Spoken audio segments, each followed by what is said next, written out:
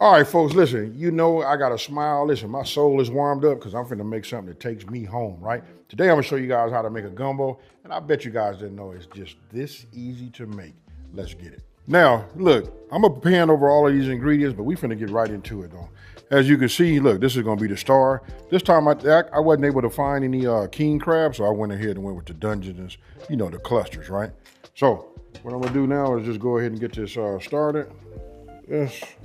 A lot of you guys ask me why do I use this or where I get it from, or but the answer why I use a burner like this, the reason is I do this so it's easier for me to film instead of me being on the stove, having to film where it's kind of like dark and all of that. But meanwhile, let's go ahead and get this open. And let's go ahead and start prepping these ingredients. It may look like a lot, you guys, but really it is a few ingredients, but it's so easy to make. That's what really this video is about. I've made this several times, but I think I explained it now a little bit better, so you guys can just see. I want you guys to follow along with me. So once you get your ingredients, restart this over after looking at it, and then just, cook along with me. Real simple. Now, let's talk about this gumbo filet. Everybody don't like it. A lot of people are used to having it without it. Now, if you down south, you probably have this. So what I usually do is I take the filet, right? And I go ahead and I save it, at the end. That way, when somebody gets their own bowl, they can actually just sprinkle it in. So what I'm doing now is just taking some Creole kick, go in there and hitting this flesh of this shrimp. Let's just get this going. Let this start to marinate. You know what I mean? Let this soak into it. And then we go from there. Now, it's up to you. Now, don't forget the full ingredient list will be on my website, smokingandgrillingwithab.com. And don't forget, that's WITAB.com, right? So when you guys go there, you guys get to look. You can look at the ingredients. You can see what I'm making. If you want to put more shrimp in there, you can. You want to add more or less, you can do that on your own and make it your own, right? But you see how I got them like this right here? That's what you want to get. We just want to let these soak in here just like that. So now I'm gonna set that right here. Let me go ahead and change my board because I'm gonna go ahead and do a little bit of prep on my veggies, cut the celery down, get everything ready, and then we finna start that roux. All right, so there is a little bit of prep work that, comes into play when it comes to doing gumbo, right? Now, obviously I'm doing my green onions, you know what I mean? Look, I'm just gonna set them off to the side like this. Let me get all of these together. I don't know about y'all, but I love the green in the gumbo too. Now, if you ask me, gumbo, just the way I see it, gumbo is really like you can clear a lot of things out in I'll just say in your refrigerator, things of that nature, right? Any leftovers, any chicken, anything like that. If you got any shrimp that you didn't use, and when you buy them big 2-pound bags, you can go ahead and do all of that. So look, I'm gonna go ahead and get these going, but I gotta wash these, right? Now, what you guys normally see me doing, I usually take these and I cut the tops off, but really being honest with you, keeping it true the way my grandmama made it, all of this, all of the leafy, everything goes into the gumbo, right? So let me go ahead and just wash this, and then we'll go ahead and dice these down. All right, look, so I washed them up, and what I did was, how they ribbed? I should have shown that part. I just cut them down. Like, it depends on if it's super wide, I make 3 out of them. If not, I do 2, right? So again, like how I told you, my grandmama, this is the real way she made them. You see this little leafy green right here? All of that goes in there too, right? So now we just want to cut these down. We just dice them up. Look at the size, and then look at, when you're done, make sure you taste it and all of that, which we are going to do. I don't know why I just said that, but you know what? It depends. A lot of times I tell you guys, this is how it works. Listen, you dice small for flavor, and you leave it big for the texture. But because this is going in a gumbo, it's gonna have a little size to it, but as we cook it down, they're gonna soften up. You know what I mean? So I do something that way, and then I do something small. All right, so next thing we're gonna do is our bell pepper. You know what I mean? Now look, I cut it down like this, but I'm gonna use all of this bell pepper. So you just wanna go ahead and get yourself some slices even off of the bottom part. Right, then we'll just dice these up. I'll do all these together in just 1 second.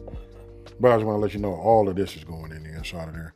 I'm even cut some of that out because you only need 1 bell pepper. That's up to you. It depends on the taste that you're looking for. You know what I mean? Nowhere did I say that this is like truly authentic, but this is gumbo. This will take you home. It will render everything that you know about gumbo and just be fire.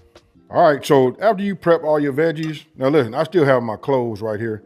This is my garlic press. I'll press these in here in a minute. Listen, we want to start with a great base, right? This is where we're gonna get that flavor from.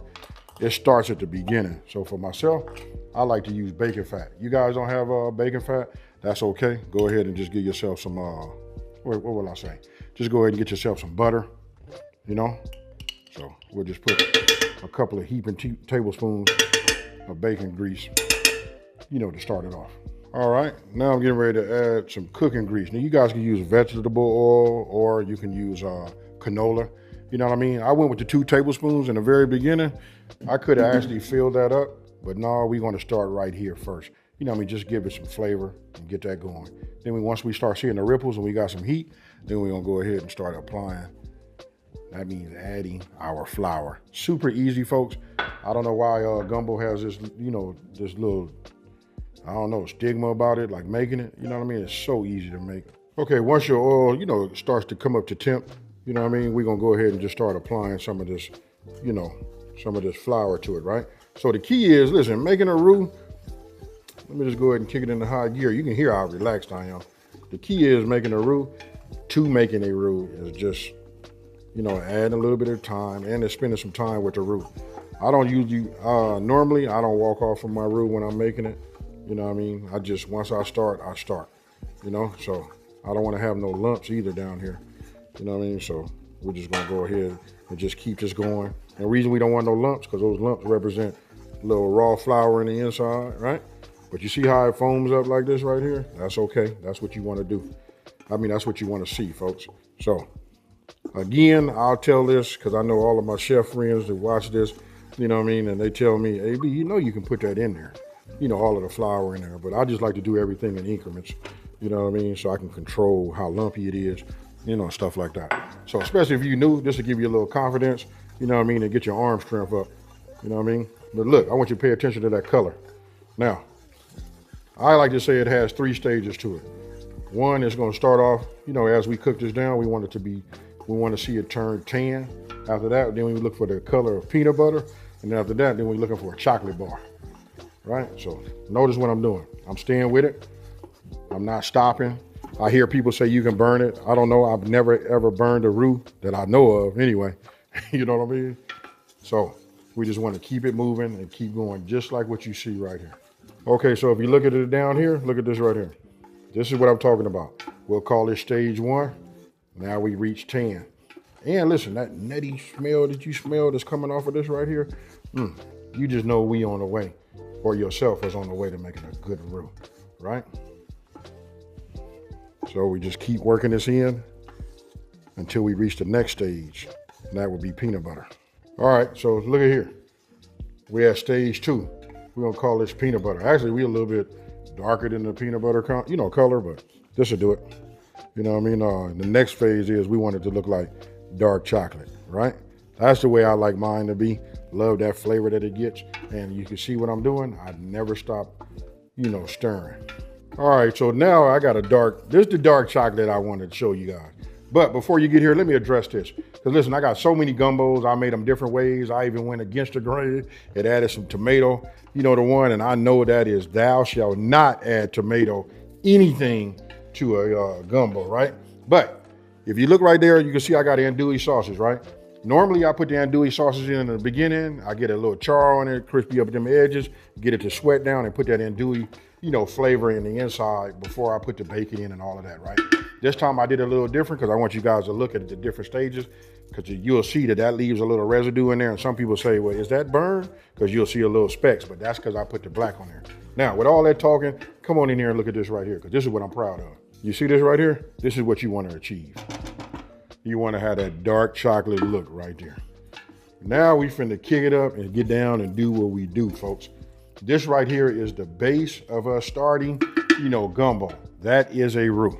All right, so if you've been following me for a minute, you know I always start with my onions first, right? So let's go ahead and get them in there. Now you see I ain't shy about getting them onions in there. Now, it's gonna kick back and do its thing. Don't forget it's got a lot of water in it. So that's all of the bubbling and the popping that you're seeing right now. That's it. I don't make no adjustments. It'll start thickening up on you too. But don't worry, we finna add the rest of them, but I like to just give those a head start. Now, I'm getting ready to come with the rest of all of my veggies. All right. Now, it'll become like a little paste, but that's okay. We're just gonna go ahead and move this around, get everything nice and hot, and let it just start to sweat, right? Because we wanna soften these up just a little bit. We really wanna get this flavor to marry. There's something about when it's hot like this that does it, right? Look at that right there. Now I'm finna bring that andouille in. All right, now we'll add these in. Now, if you guys pay attention, look at that right there. Look at that. You see that little orange flavor inside of the body of the meat right there, inside of that, medallion? Look, that's the andouille flavor. That's what you want to get in here. And if you look down there, that is super hot. We gonna get it in there. Believe me, it's gonna go ahead and heat up and release its flavors in here too. Everybody know this is my ingredient that I put in here that just really takes it over the top and gets you starting to think like, oh snap, this is a real good gumbo. Now I'm gonna go ahead and just put let's get it filled up right. 1, 2 and a half. Really like just a couple of heaping tablespoons, right? So we'll just get this mixed up in here and get this going. All right, and then now we're getting ready to go ahead and just start adding, our garlic to it, right? So I'm using my press, putting a smile on my face, folks. Man, you want to use the sharp edge, you can use the back of a knife or your wooden spoon, whatever you want to use, just to knock off, your mince, right? Your minced garlic.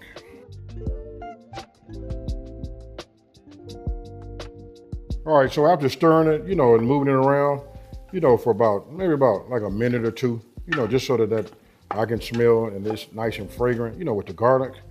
Now we're gonna go ahead and start adding in our broth or stock, whichever one you guys have.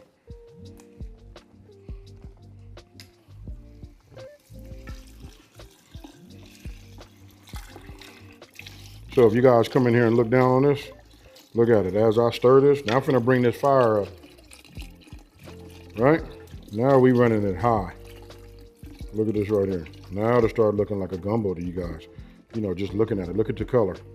All right, now, as we letting that come back up to a boil, and before we set it to a simmer, I just want to show you, using a rotisserie chicken, this right here is the way. Now I want you guys to talk to me down in the comment section below.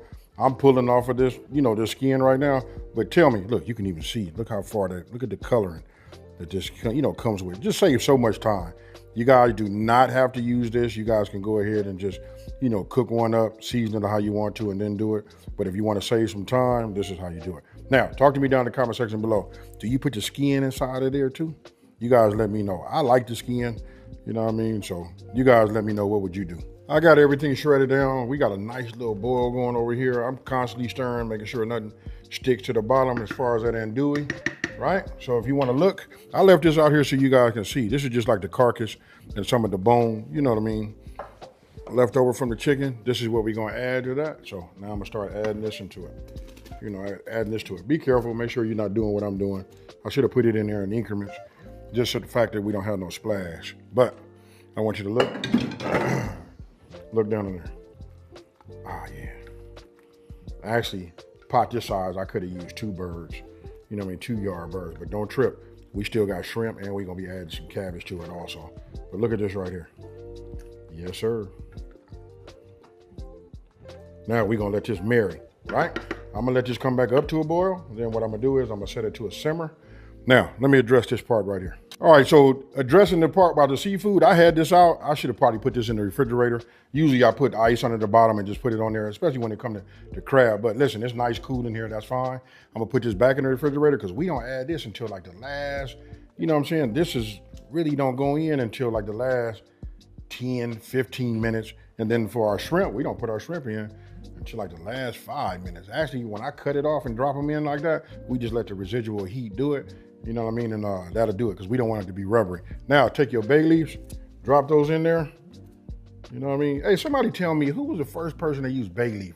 What made somebody take a leaf off the ground and put it in their food to figure out that it was gonna be good? If you know, please let me know down in the comment section below. Now, let me just put this top on here. I'm gonna transfer this over to my stove.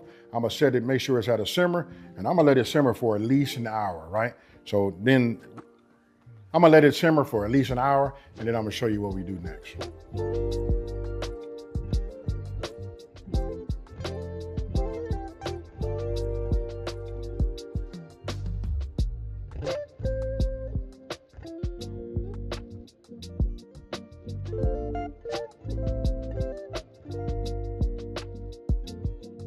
Okay, so you guys just seen how I did the bread, got the French bread in the inside right there. Look, let me give you guys a pro tip, right?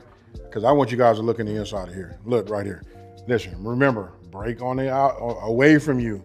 Don't break it, don't pick it up evenly. If you do, you'll catch that burn underneath. And I don't want to see you guys, catch that, right? So, if you can take a look, come on in here. Look at that right there. That's what you want to have. Look at the color. Just as soon as I pull it off the top, that let everybody know, even my next door neighbor, like, hey, I know he's saying, uh-oh, they got gumbo over there, folks. Now, we already had a simmer. This is how we gonna do this. Now, I had this back in the refrigerator, you know what I mean, staying cool. Now you wanna grab your clusters and you wanna put these in here. Now, don't forget, this is like putting an ice cube in something hot. This is gonna lower my temperature, right? So we're gonna get these in here, just like you see. You know what I mean? Now, I'm getting ready to raise that temperature up underneath this fire, you know what I mean? Just so that I can continue for this to simmer. I'm gonna let this simmer for about 15 minutes. But look at this right here. Is this what y'all know? Yes, sir.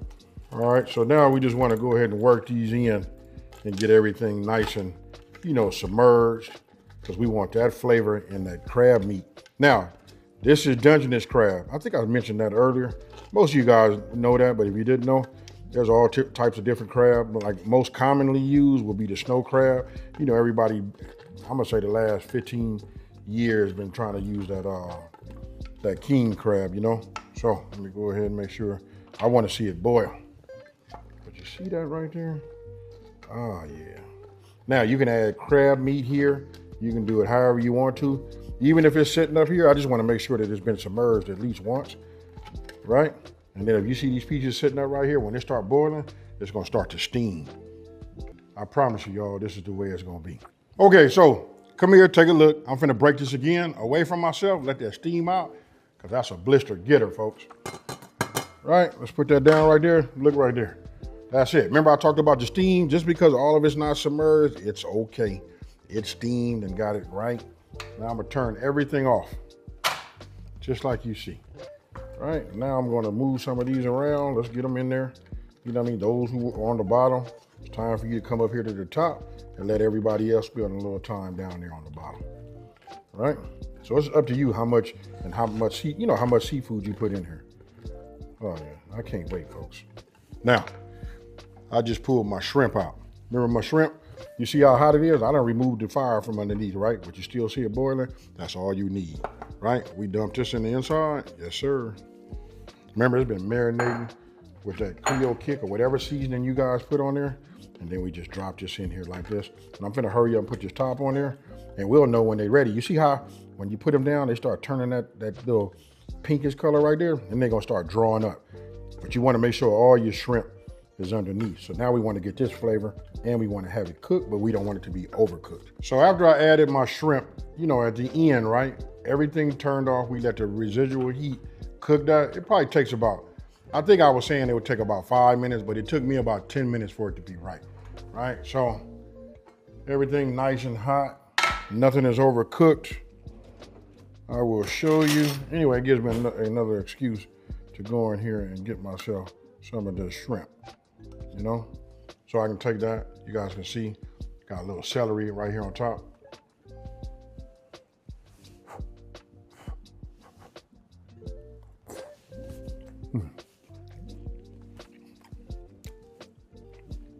Listen.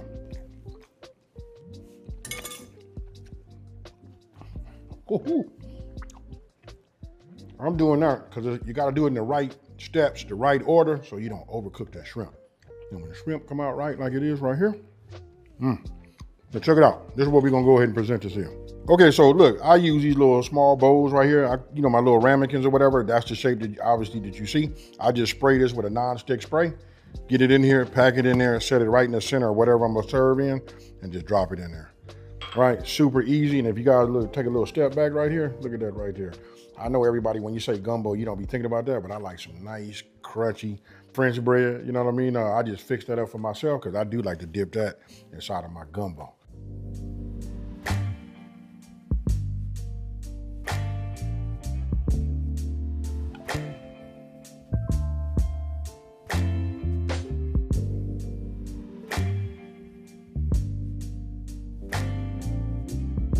Okay, so listen, I done took a lot of pictures, did all of that. I've been eating crab like a mother. So I'm getting ready to show you guys, you can see the reaction on my face because I give it every time I eat it. Just look, this is real genuine. This the first time you ever made gumbo, please follow this recipe. Follow it to a T, cook it like I tell you, and introduce what I introduced at the same time. And I promise you this will give you a success. Now, I'm gonna go ahead and take this one here. Hey, you know what? You guys can talk to me now. What do you guys do with that knuckle down there? Do y'all save that? I do. I put it in there and I work with it all. Now, since these aren't pre-cut, this is that Dungeness, right? I take a fork. Let's do it like this. I stick just the bottom piece in there. That's got a little chicken on it. We eating it all. I just take it and I do like this, look. Right?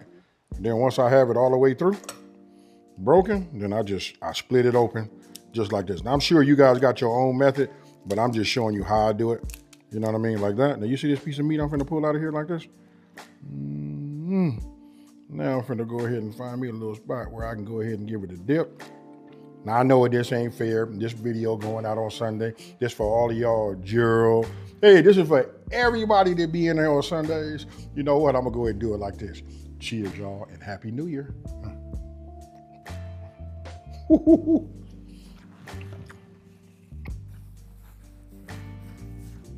It's time for us to throw down. Now, you guys let me know again down in the comment section below. You know what I mean? There's many ways to skin a cat. And I never said this is authentic, folks. This is gumbo, though. Real good gumbo. You guys try it. Like I said, when it comes to the filet, here it is. If somebody want that, put this on the table when they get their bowl. When they sitting down, everybody can sprinkle a little bit of this on if they like to. You know what I mean? Other than that, this right here is nice. Just a combination of shrimp. You got Dungeness crab, then we got that chicken. We made that roux right. We put some veggies in there, got the right color. You guys got the, the whole thing. But I ain't gonna lie to you folks. I'm gonna go ahead and get some of this. Oh yeah. The crunchier it is, the better. You know why? Because as I'm wrapping this video up, I'm gonna go ahead and just set that right there for a second and let it go ahead and sop that up. Now, if you're new to my channel, let me take this time to say thank you for watching this video. Don't forget to like, smash that subscribe button, and tell everybody out there there's a channel out here that's simplifying these recipes. And look at that right there, folks, and taking the mystery out of cooking. I'm gonna go ahead and pat myself on the back and put a collar shirt on so I can pop it. I'm out. Peace.